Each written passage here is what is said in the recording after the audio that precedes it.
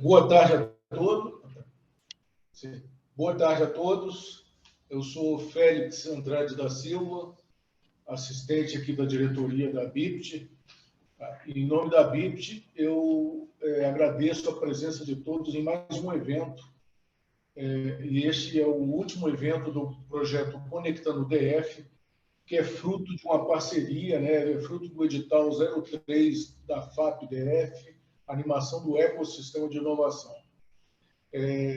Na oportunidade, nós vamos estar apresentando a todos vocês, principalmente as ICTs, startups, empresas de base tecnológica, propostas, demandas que foram identificadas, mapeadas numa série de eventos que realizamos em parceria com os sindicatos do Distrito Federal.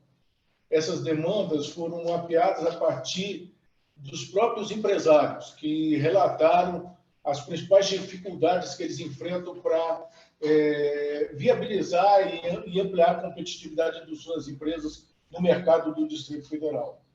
Então, dessas dezenas de demandas, nós conseguimos priorizar 20 delas, as quais nós estaremos apresentando para os senhores e senhoras como uma oportunidade de oferecer soluções, tá? E, a partir daí, encaminhar propostas, projetos que possam viabilizar essas demandas que foram identificadas.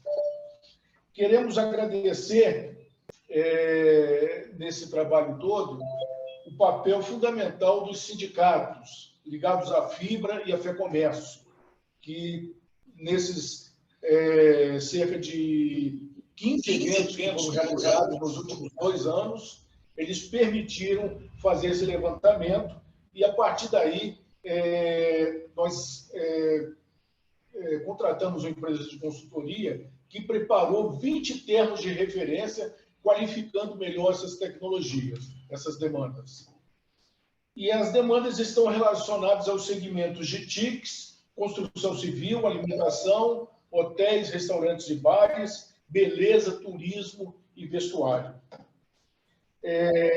Então, o foco de hoje é justamente disponibilizar essas demandas para os senhores com o propósito de buscar soluções, né, que possam viabilizar e oferecer alternativas para as empresas do DF ampliarem a sua competitividade e, quem sabe, gerar inovações a partir daí.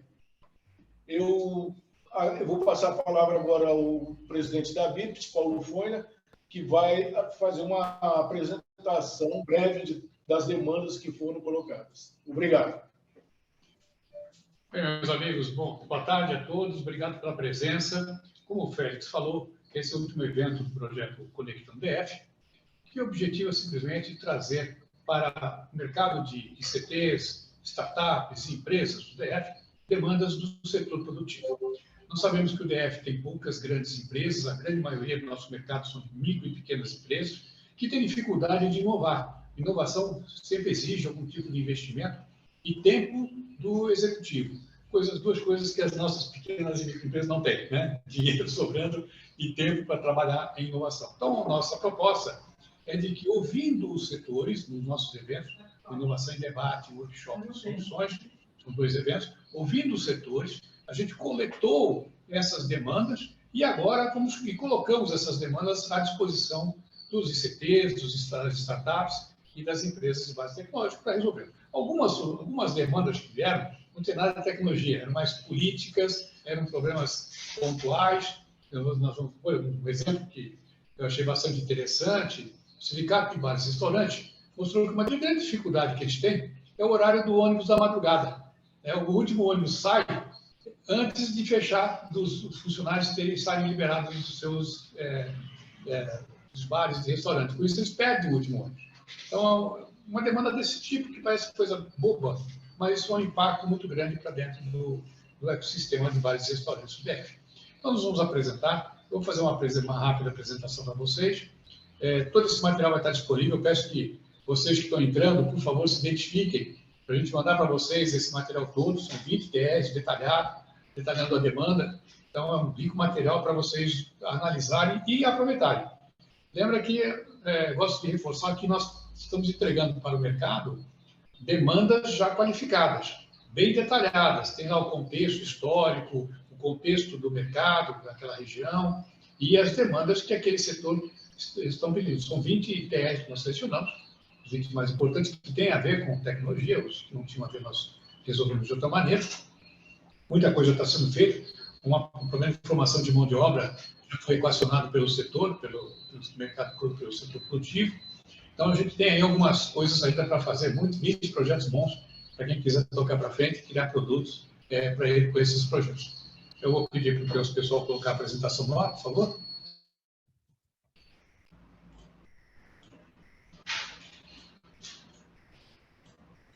Bem, pode passar.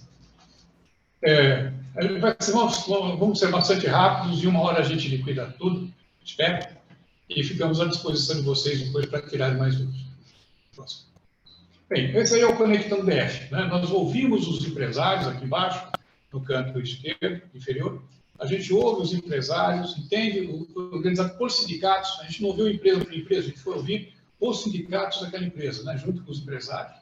E mapeamos com eles as principais demandas. Demandas essas que interessem a todas as empresas do setor, não é uma empresa particular. Nosso objetivo é tornar o mercado produtivo do DF mais competitivo, a ponto de poder competir em termos de igualdade com empresas de São Paulo, Rio, Belo Horizonte, que são grandes concorrentes nossos. Então, a gente ouviu o setor, identificamos aquilo que é dor em todas as empresas do setor, daquele setor no DF, e daí, gerando essa demanda, a gente encaminha agora, estamos encaminhando para o mercado de soluções, mercado de tecnologia, os temas, os temas e projetos que possam ser realizados depois.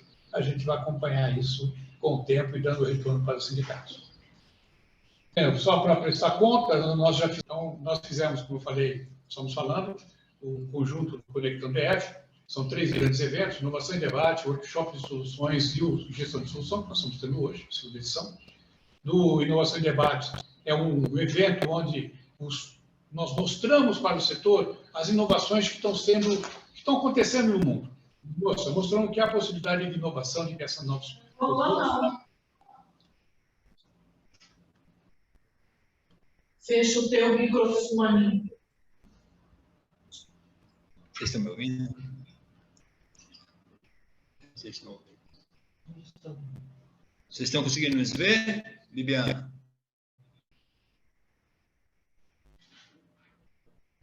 Bibiana?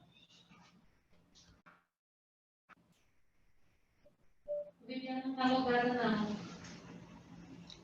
E você, Vitor? Está conseguindo aí? Como é que tá? Sim, eu estou vendo a tela. E o áudio, está saindo? Sim. Tá ok pra gente. Vamos falar aí no chat. O áudio aqui, Andréia, também está bom. Está perfeito o áudio aqui.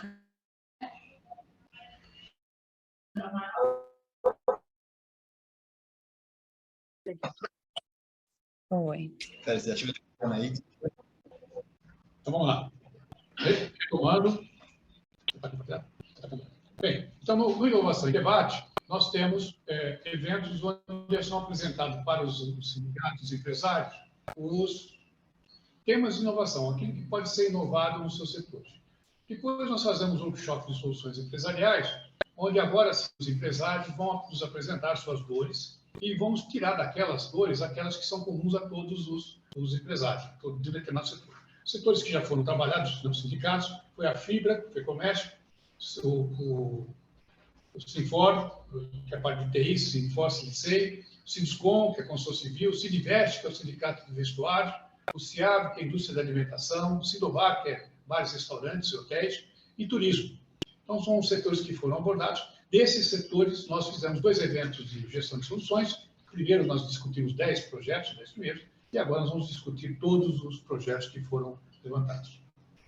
Bem, começando então, o que a gente espera, né, com isso, como eu falei, é alavancar a competitividade dos setores em escala nacional e internacional. Nós temos competência técnica, temos mercado, temos produto para participar de concorrências internacionais, inclusive, e nacionais, né, concorrências de todos os governos do Brasil, municipais e estaduais. Temos desenvolver a percepção, né? Tentamos desenvolver com isso a percepção de inovação para as pequenas e microempresas, né? Os empresários, os empreendedores, perceberem que a importância da inovação para os seus negócios. Envolvemos as instituições de pesquisa tecnológica locais, startups e outras empresas para entender a demanda, né? Isso, hoje nós vamos consolidar esse envolvimento, entender a demanda dos setores e gerarem produtos e soluções para atender essas demandas. Geramos as oportunidades, os temas, pretendemos com isso uma projeção nacional e internacional até do DF, o aumento de geração de impostos de renda para o DF, isso é um retorno importante. Afinal, esse projeto está sendo financiado pela FAP-DF, para quem a gente agradece muito o apoio e toda a colaboração que nós recebemos da FAP. O dinheiro da FAP é dinheiro de impostos, então é importante que esse projeto se transforme alguns desses TRs em produtos que vão gerar novos impostos para compensar o que foi investido em todo o programa de animação do ecossistema DF. Pretendemos também melhorar a qualidade dos produtos, melhoria da imagem do DF como um Estado inovador, uma unidade inovadora, e aumento do alinhamento da academia com as necessidades regionais.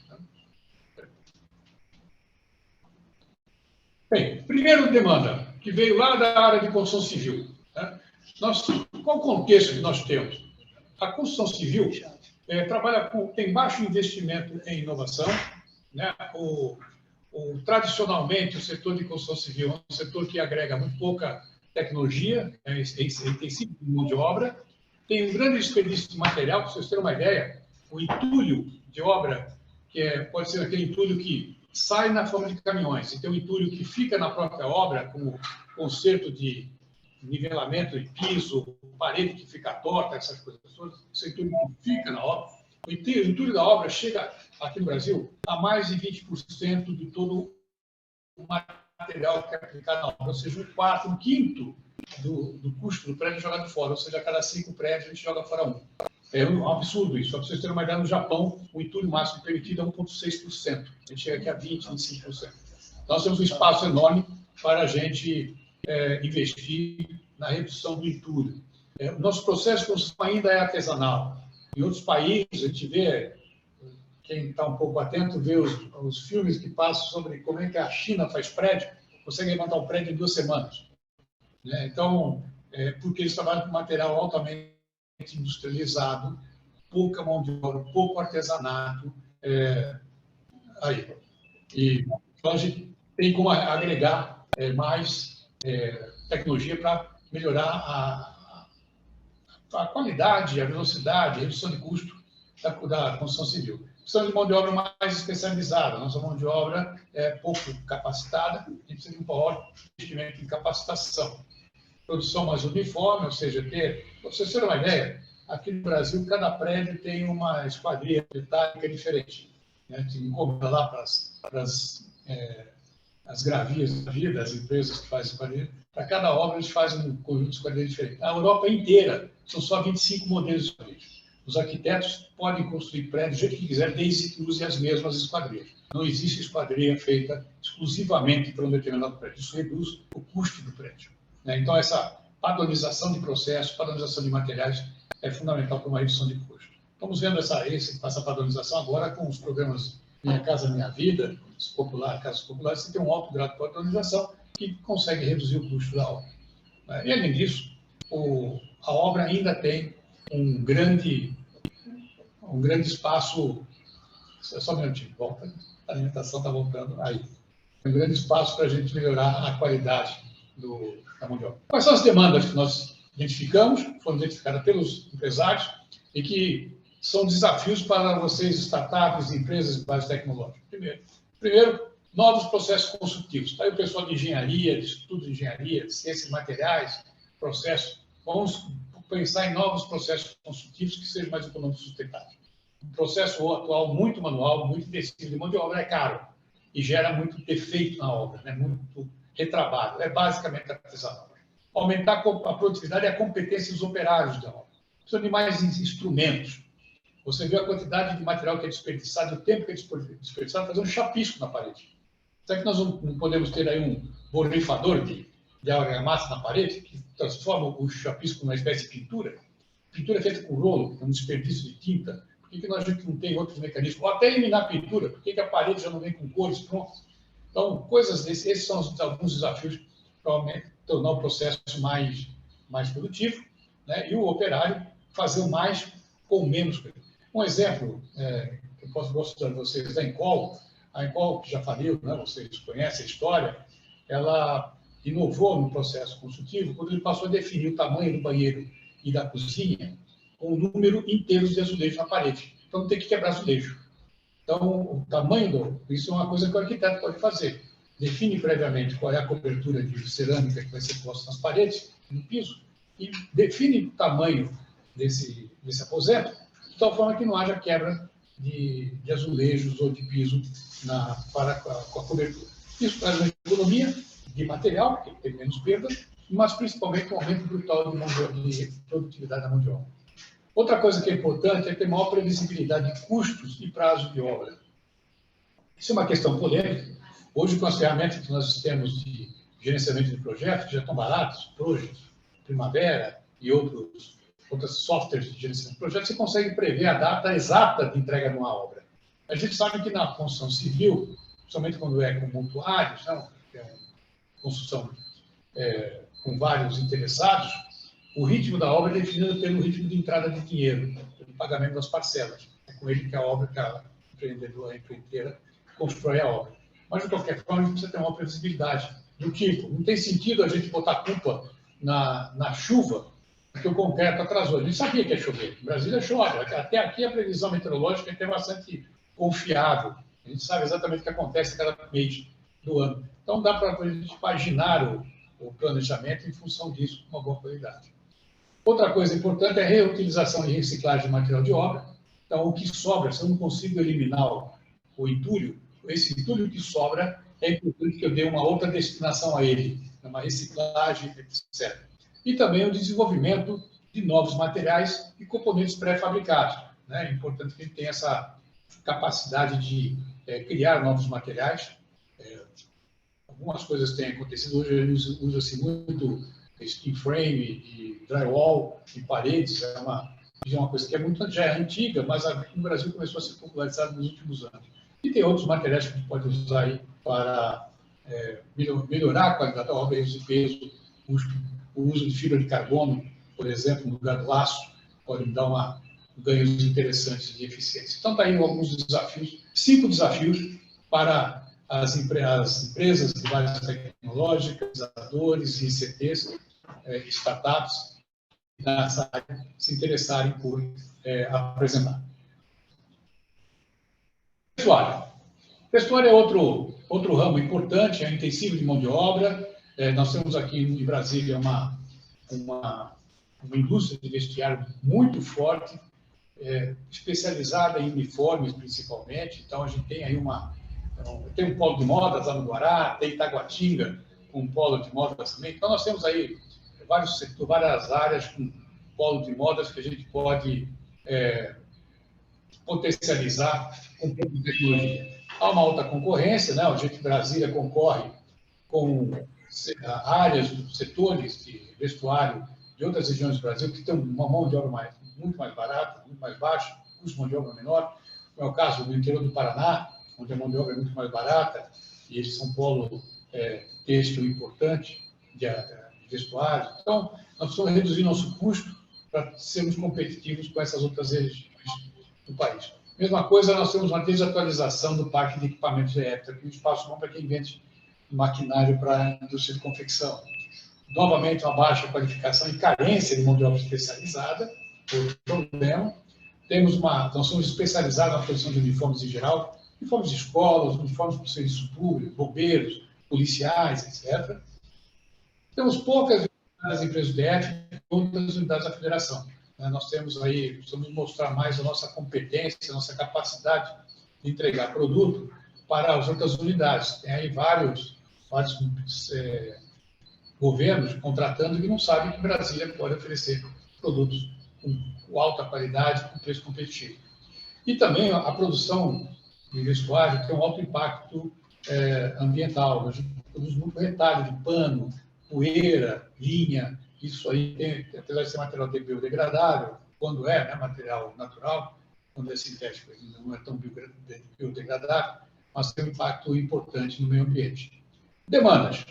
Uma que parece uma coisa besta aí, qualquer empresa nossa é capaz de resolver, mas tem um desafio importante, que é fazer um e-commerce voltado para ofertas de uniformes e roupas especiais para os governos em geral. Hoje, nossas empresas atuam em e-commerce, marketplace, de uso genérico. Né? Criar um marketplace, criar um e-commerce voltado exclusivamente para a venda de uniformes com medidas, com qualificação, com especificações especiais, que os governos possam usar. É um desafio interessante, não é de inovador, mas é um desafio importante do ponto de vista tecnológico. Aumentar a produtividade dos operários do setor, de novo, agregando não só competências, ou seja, espaço para treinamento, tem bastante, mas também novos processos, novos materiais, novos equipamentos para aumentar a produtividade. Novos modelos de negócio para o setor vestuário. Hoje a gente está vendendo roupa.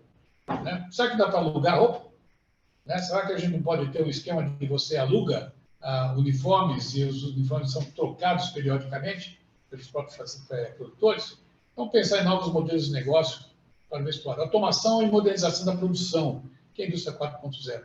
Nós temos pouca robotização, pouca automação na linha de produção do vestuário. Precisamos aumentar isso, mais robôs, mais máquinas automáticas para a produção de roupas em geral.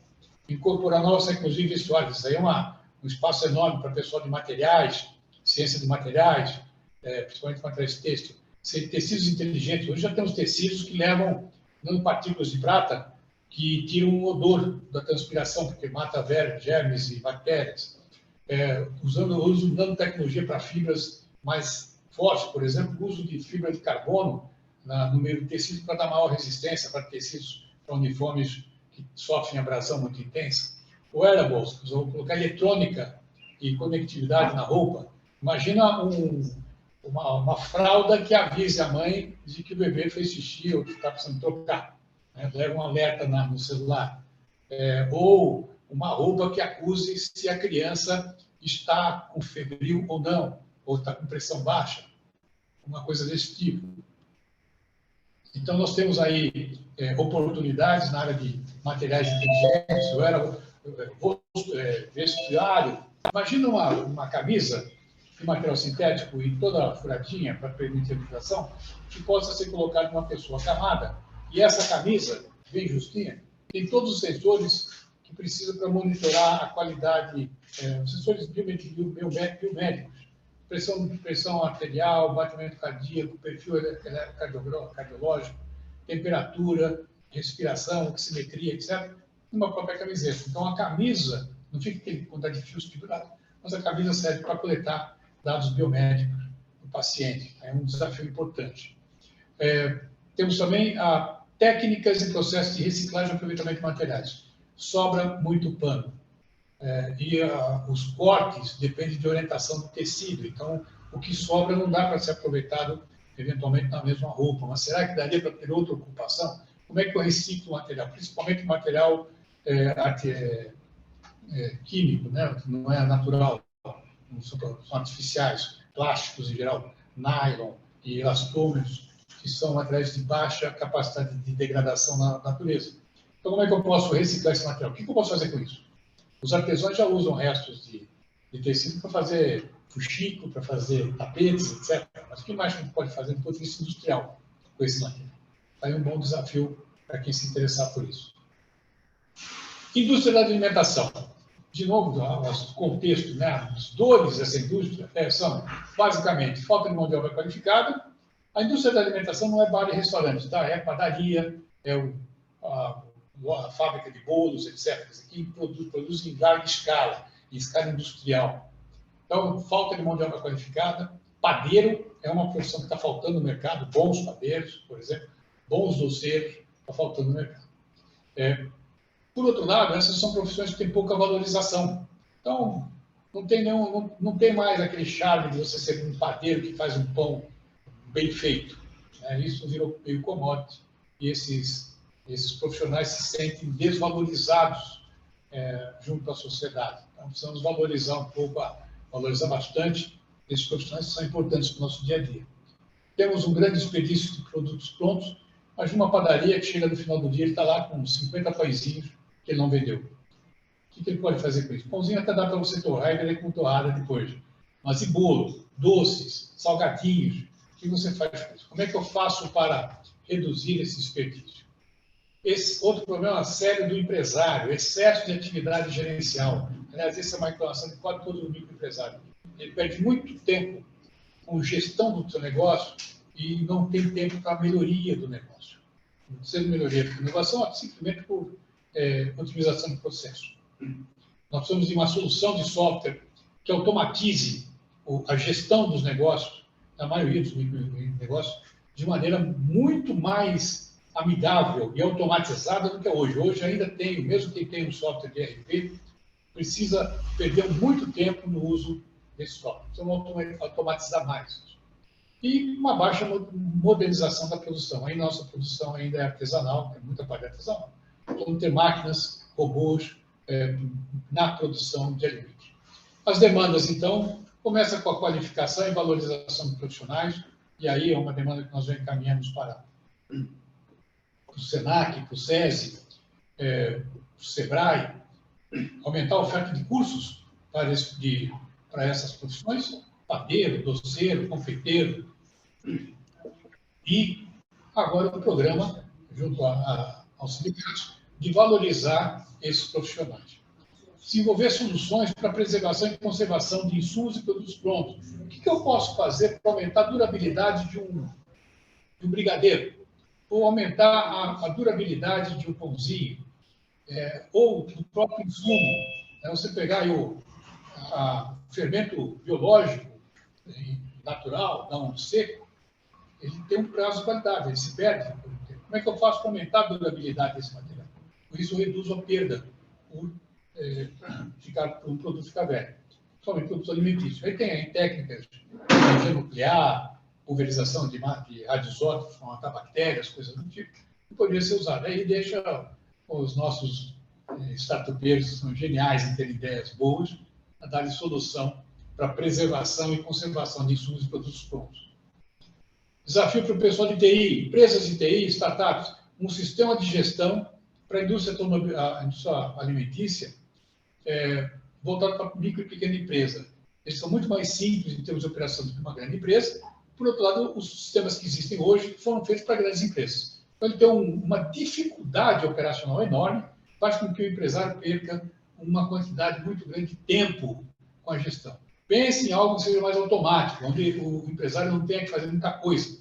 Hoje, os pagamentos são feitos por sistema bancário, as notas fiscais feitas em formato eletrônico. Então, por que o sistema já não lê a nota fiscal, já programa automaticamente o pagamento, já faz o provisionamento bancário? Quer dizer, por que o empresário tem que fazer esse trabalho que é de baixa intelectualidade, são trabalhos rotineiros, que podia ser automatizado por um sistema inteligente de gestão? Então, está aí um desafio bom. Usar aí inteligência artificial, machine learning, para fazer com que esses sistemas de ERP para micro e pequeno empresário sejam mais eficientes e menos dependentes do ser humano. E aumentar a previsibilidade de consumo para planejamento de produção.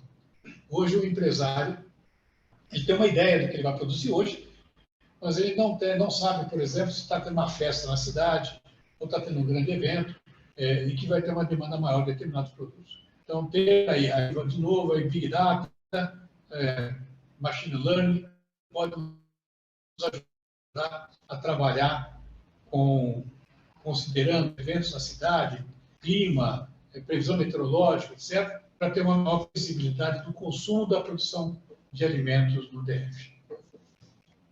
Bares e restaurantes. Todos nós aqui gostamos do boteco, né, de um bom restaurante, e eventualmente ficamos em hotéis, não hotéis de Brasília, mas em outras cidades. O setor de bares, restaurantes e hotéis tem mais de 10 mil empresas com mais de 100 mil operários no setor. É muita empresa, é um mercado monstruoso para quem quer entregar produtos para ele.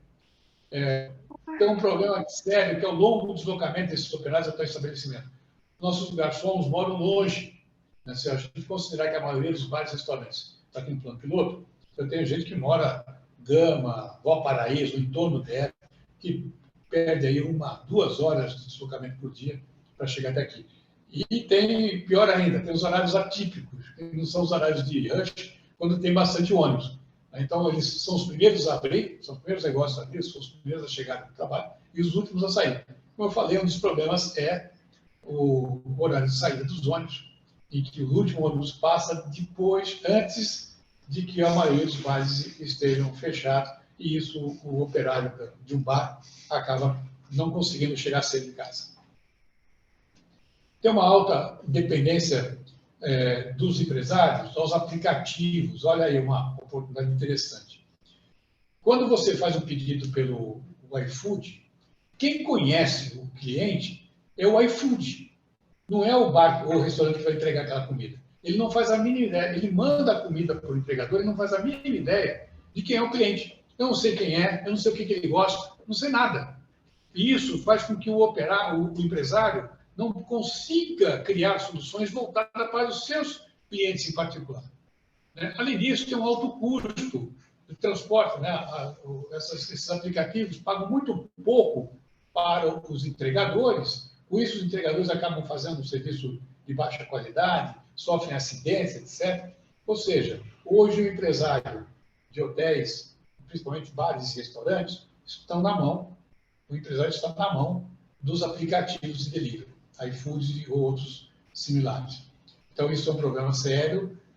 O próprio sindicato Sindiroubar já está fazendo um aplicativo próprio para delivery, para ter uma alternativa, né? O empresário ter uma alternativa a um outro aplicativo que não seja os internacionais e que possa fornecer para o empresário dados sobre o seu cliente. Tem que conhecer o cliente. Olha que loucura, esses nossos empresários estão entregando produtos em grande quantidade para pessoas que eles não fazem a mínima ideia quem seja, não tem nenhuma informação. E conhecer o cliente é o primeiro passo para o sucesso de uma empresa. Se eu não conheço o meu cliente, eu vou fazer um mau serviço. Eu não sei o que ele espera de mim.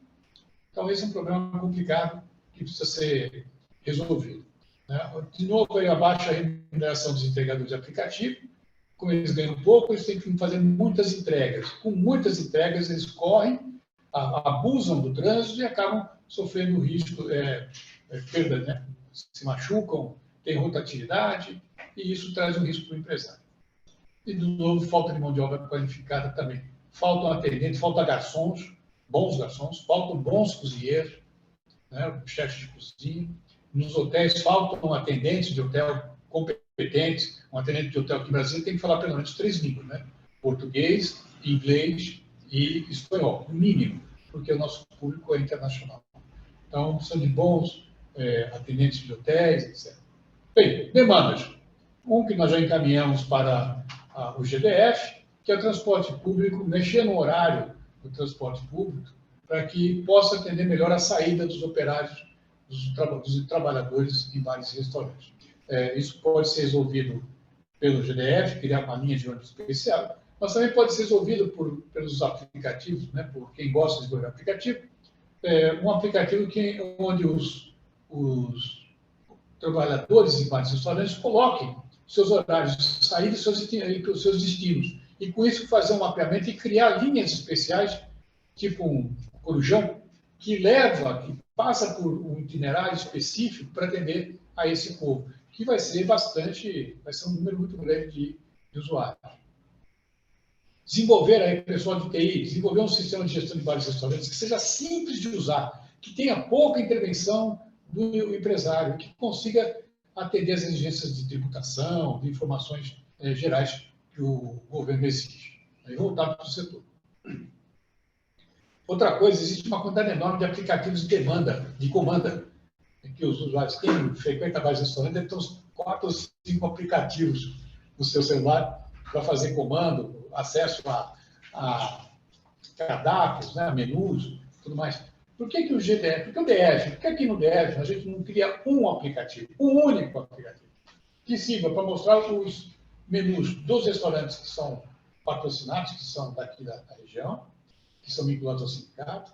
Então, eu tenho só um aplicativo. Esse aplicativo eu consigo fazer a comanda do que eu quero, eu escolho o que eu quero, peço por ele, ele já me dá o valor, ele já comanda a cozinha ou o bar para o que eu estou pedindo, e depois eu posso fazer o pagamento diretamente no aplicativo, envolvendo menos mão de obra, reduzindo a mão de obra e aumentando a rotatividade das mesas. Eu sou atendido rapidamente, saio rapidamente, consumo o que eu tenho que consumir, e a mesa pode ser reusada, reutilizada mais vezes durante o mesmo dia.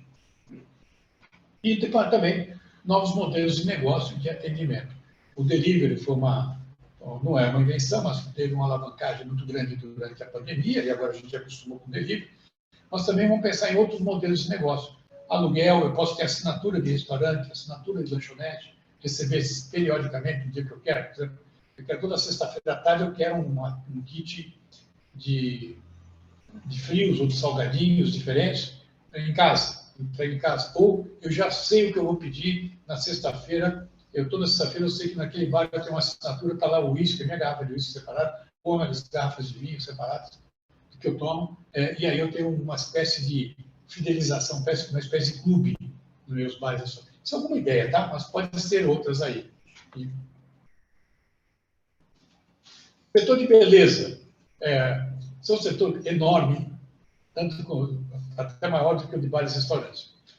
O setor é bastante amplo, diversificado, ele vai da produção de cosméticos e insumos para beleza, venda e prestação de serviço. Eu tenho as lojas que vendem material de cosmético, de beleza, etc. Eu tenho também os prestadores de serviço, cabeleireiro, barbeiro, esteticista, etc., que prestam serviço usando esses materiais. Então, o setor aqui envolve produção, venda e a utilização, prestação de serviço com esse material. O Brasil é o quarto maior mercado do mundo na área de beleza. É muita coisa. E movimentou só o ano passado 22, quase 23 bilhões de dólares, ou 115 bilhões de reais em 2020. Nós temos no Brasil 2,5 milhões de empreendedores do setor de beleza no país. Esse é o número de 2019. É muita gente. Só salões de beleza são quase 520 mil salões de beleza registrados. Aqui no DF são mais de 6 mil salões de beleza. Olha o tamanho do mercado, se você tiver uma solução para esse setor. Então, um problema que é típico de salão de beleza, estética. O salão de beleza compra insumos, por exemplo, shampoo, em grande quantidade, em bombas, em recipientes de 5 litros. Só que ele usa um pouquinho. Como é que ele faz para apropriar o custo do shampoo que ele usou numa determinada aplicação? Ele não tem como. Então, ele vai usando e ele só descobre que acabou quando acabou. Quando ele vai lá pegar o shampoo, descobre que não tem mais. Ele não tem um controle de estoque de fração de shampoo. Ele tem um controle de estoque do recipiente inteiro. Então, coisas como esse tipo de dificuldade atrapalham a vida do empresário. Demandas que eles vão colocar. A experimentação e capacitação do setor de estética e beleza. Aqui é um negócio importante. A demanda número 1, linha 4, muito próxima. O setor precisa experimentar, o empresário, às vezes é um microempresário, o próprio cabeleireiro, ou o próprio barbeiro, ele precisa experimentar os produtos e os equipamentos e processos que o mercado está toda hora colocando à disposição dele. Então, ele precisa ter um tempo para testar um equipamento, usar um equipamento, experimentar um equipamento ou um produto de beleza em modelos, né, que eu chamo de pessoas que se submetem a servir de modelo para determinada aplicação. Então, ele precisa de um espaço disso, ele precisa de um local e aí é um envolvimento com as empresas que produzem esses produtos. Nossos produtores locais aqui do DF têm dificuldade de expandir seus negócios porque não são conhecidos, poucos salões de beleza, barbeiros e clínicas de estética conhecem os produtores locais e, com isso, não compram seus produtos. Então, precisaria ter um espaço para eles experimentarem e também desenvolverem, né? Treinarem o cabeleireiro, barbeiro, manicure e outros profissionais da área. De novo, o problema de plataforma de gestão. Os RPs que existem para grandes empresas de médio porte, mas o próprio micro e pequeno não tem.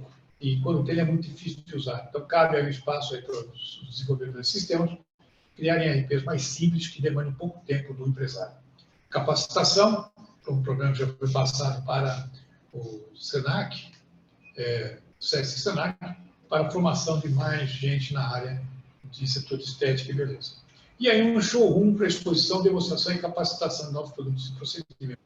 Isso é uma coisa que nós somos também no Sebrae, mas aí vai algum empresário interessado em criar uma espécie de coworking, onde eu tenho lá todos os produtos que estão sendo oferecidos no supermercado, todos os equipamentos que estão sendo oferecidos, eles são colocados lá à disposição do empresário, do microempreendedor, que tem na sua clínica de estética, ele quer testar um determinado produto, ele tem um espaço, uma espécie de showroom multiempresarial, todos os fornecedores estão lá, onde ele pode testar o equipamento, pode testar um produto de beleza, um shampoo novo, um condicionador, uma técnica de pintura e novos procedimentos que a indústria está colocando à disposição. Então, ele tem um espaço comunitário, uma espécie de coworking, onde eu posso experimentar novos produtos, processos e equipamentos. E também capacitar, né, os empresários. Quando uma empresa lança um equipamento novo para o setor de estética, ele precisa treinar as pessoas a usar aquele equipamento. Então, esse espaço seria, esse espaço proposto, esse showroom, seria o espaço para treinamento e capacitação.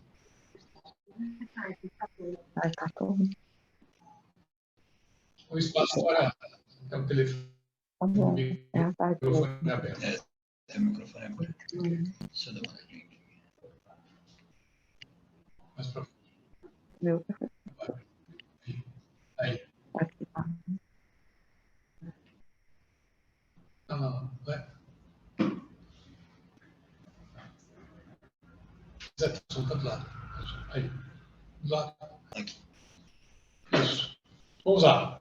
Então, desculpa a interrupção. Aliás, antes de mais nada, eu gostaria de avisá-los, quem estiver se inscrevendo, mande no chat o nome e um e-mail para a gente encaminhar para vocês esse material todo que nós estamos apresentando detalhadamente. Cada demanda dessa dá umas 4 ou 5 páginas de especificação, etc. É um termo de referência importante. Nós temos 20 termos de referência que a gente pode mandar para vocês. Por favor, coloque o nome e o e-mail no chat para a gente enviar para vocês esse material. Por favor. Ele vai colocar. No chat também. Já a gente coloca essa mensagem no chat. Bem, por último,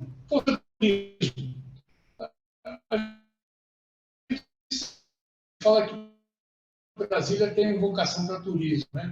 Mas a gente tem um pouco de turismo aqui. Nosso negócio de turismo é pouco por cento do PIB, sendo que a média no Brasil é 3,3%. Nós somos atrás da média brasileira, apesar de ser uma cidade que naturalmente é uma cidade de monumento.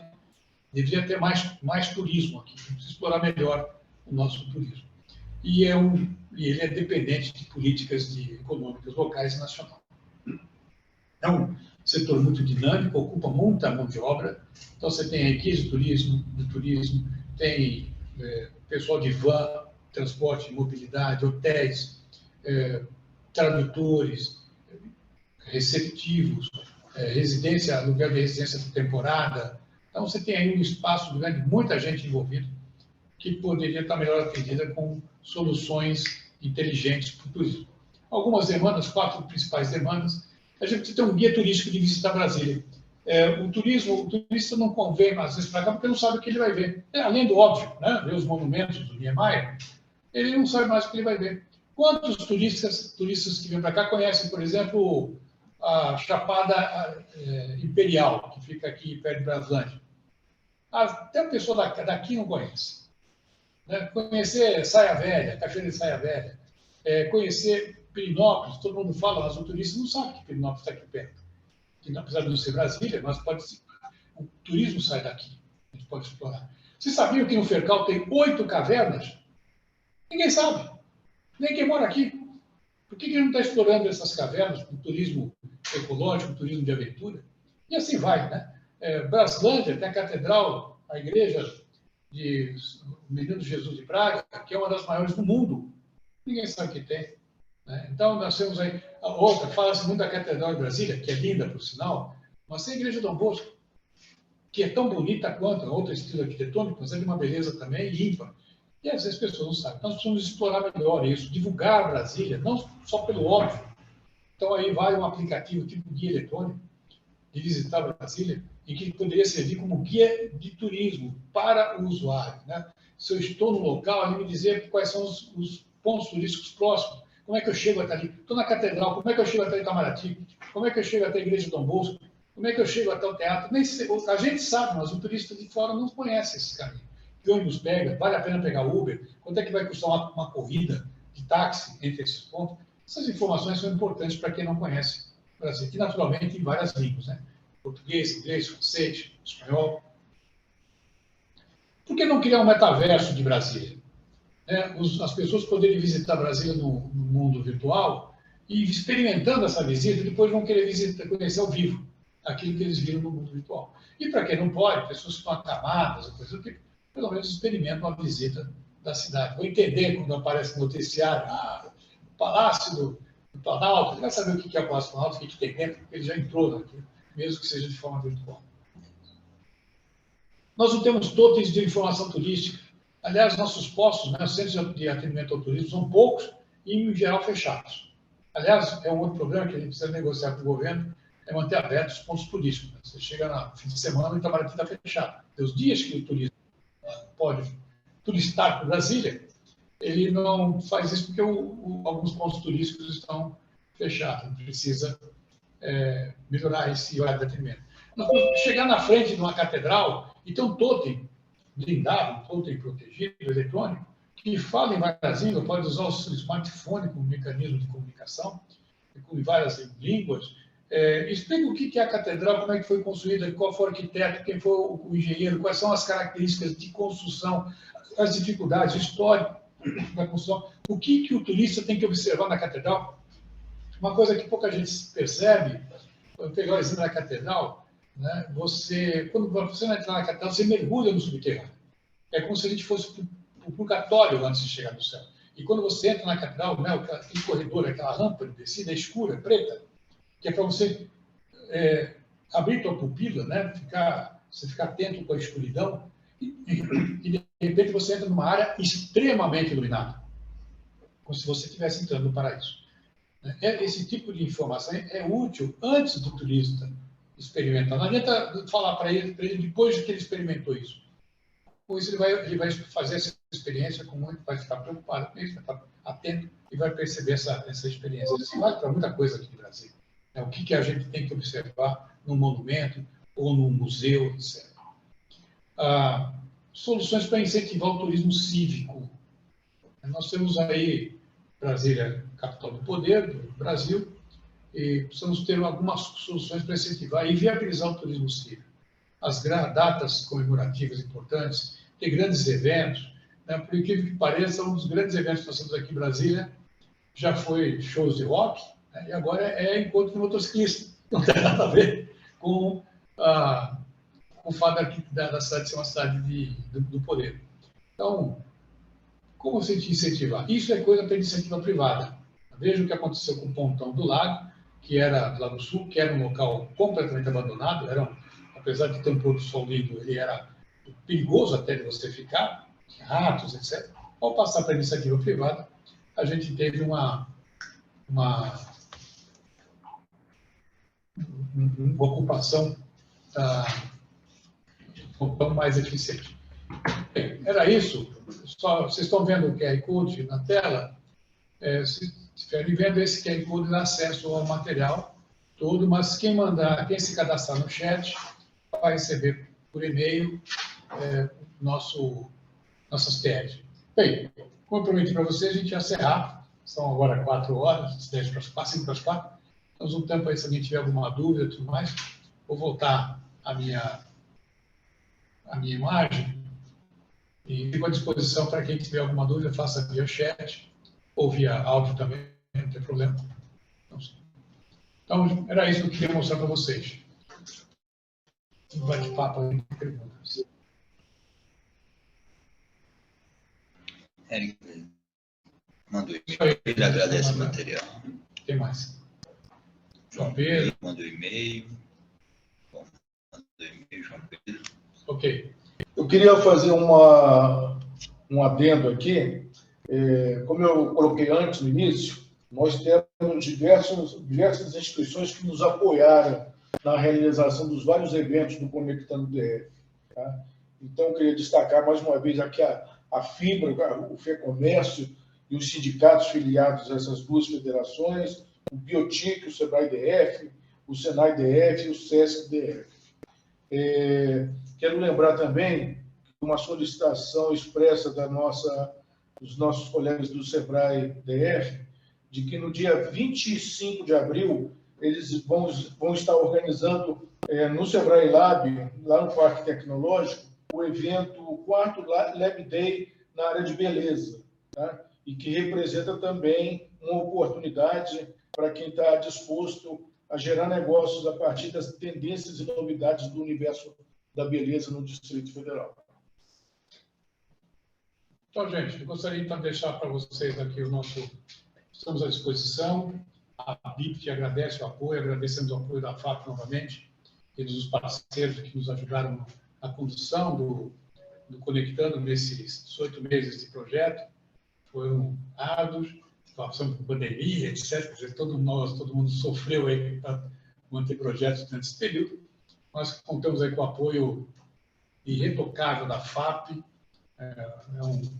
Foi uma iniciativa da FAP, uma iniciativa gloriosa dela. Espero que ela repita essa iniciativa para os próximos anos, porque a gente animando o nosso ecossistema, a gente passa a ter mais soluções criativas e inteligentes para os negócios TF. Se não houver mais perguntas, eu gostaria de agradecer a presença de todos,